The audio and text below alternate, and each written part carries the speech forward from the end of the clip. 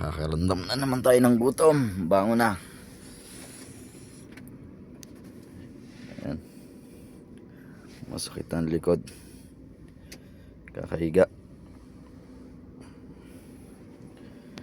Nakakaramdam na naman tayo ng gutom, guys.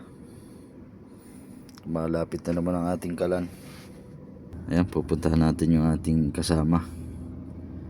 Meron siyang nabanggit na ulam, pusit o calamares, pinululuto niya. Tara, puntahan natin. Yan guys, ayun yung truck niya. Mukhang natutulog pa.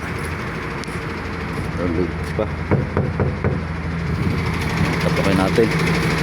Asara, ayun, gising pala. Ah? Hello. Tubig ko, nag-yelo. Wow, ang dilim naman. Parang nasa hotel lang ah. Ayan guys, ito na yung calamares na pinaluluto ng ating kaibigan. Ayan, bagong gising, nabulabog pa.